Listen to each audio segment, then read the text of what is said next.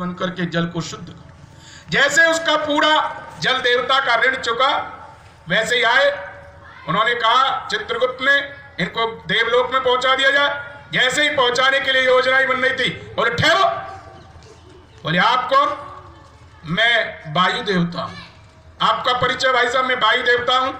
इसने हमेशा ऑक्सीजन ली, शुद्ध वायु ली, लेकिन कभी शुद्ध वायु को अशुद्ध करके इसने निकाला, अशुद्धि अशुद्ध की, लेकिन कभी प्रयास, कभी पुरुषार्थ, कोई प्रयत्न इसने वायु को शुद्ध करने के लिए किया क्या?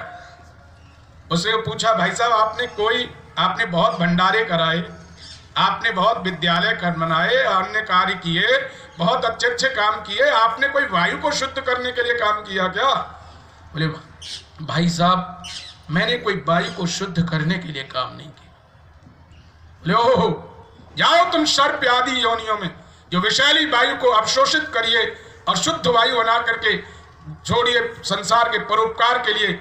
और हजारों प्रकार के सर्प आदि योनियों में हजारों वर्षों तक वो आदमी शुद्ध काम करता, बारी बारी से अलग अलग देवता आते रहे और वो व्यक्ति मनुष्य जीवन से धोता रहा।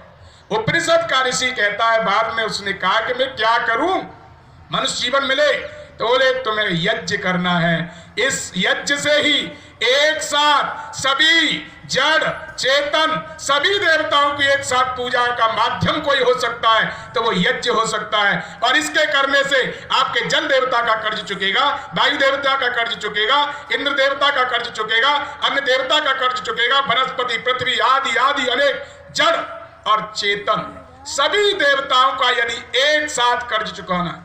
माताओं, सज्जनों, बंधुओं, वो व्यक्ति अच्छा था जब उसको मनुष्य जीवन से हाथ धोने पड़े।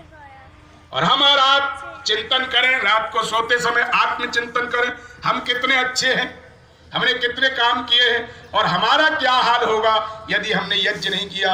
ये यज्ञ हमें सिखाता है सभी देवताओं की पूजा का साधन यज्ञ सिखाता है। यज्ञ सुख का सोपान है, स्वर्ग की सीढ़ी है।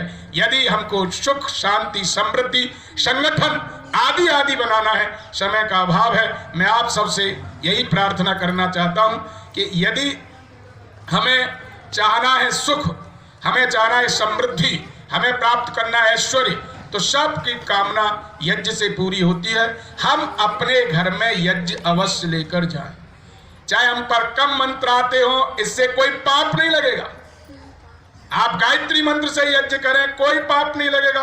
प्रक्रिया सीखिए धीरे धीरे। मनुष्य सबसे पहली बार साइकिल चलाता है तो गिरता है, घुटने भी छिल जाते, फिर बार बार थोड़ी चलते हैं कोई, फिर तो हैंडल छोड़ के भी चलाता है और भी काम करता है। ऐसे ही यज्ञ भी, कोई भी काम हम करते हैं तो पहले त्रुटि हो सकती है, गलती हो सकती है, लेकिन धीरे धीरे मनुष्य सीखता है। तो मैं आप सबसे यही प्रार्थना करता हूं कि जो लोग यज्ञ करते हैं तो यज्ञ को और श्रद्धा से करें, जो नहीं करते हैं साप्ताहिक करते तो दैनिक करें, और जो कभी नहीं करते तो वो कभी कभी जरूर करें। यही यज्ञ है जो हमें मनुष्य जीवन को दोबारा से लौटा करके लाएगा। इन शब्दों के साथ मैं भाई सोनू जी का, उनके बड़े भाई अमित जी का, के भाई जी का और इनके पूरे परिवार का, पूरी बस्ती का, आर्यवीर दल उत्तर प्रदेश की ओर से इस वाहन के प्रथम प्रचार के रूप में यहाँ पर जो कार्यक्रम आपने प्रस्तुत किया है उसका नमन करता हूँ, धन्यवाद ज्ञापित करता हूँ। इति ओम सब। नमस्कार, हेमराज भारती राजपूत चैनल पर आप सभी का स्वागत है। प्रिय बंधुओं, माता बहनों, यदि आपने अभी तक हमारे चैनल को सब्सक्राइब न किया हो तो प्लीज़ हमारे चैनल को सब्सक्राइब करें।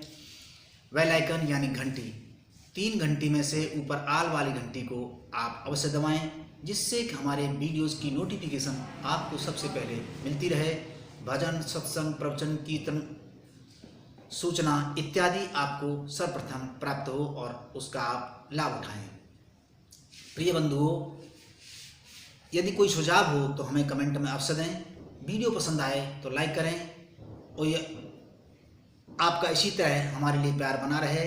हमें पता चलता है कि आप हमसे विशेष प्रेम करते हैं, आप आध्यात्मिक ज्ञान से विशेष प्रेम करते हैं। इसी तरह प्रेम बनाए रखने के लिए आपका बहुत बहुत धन्यवाद।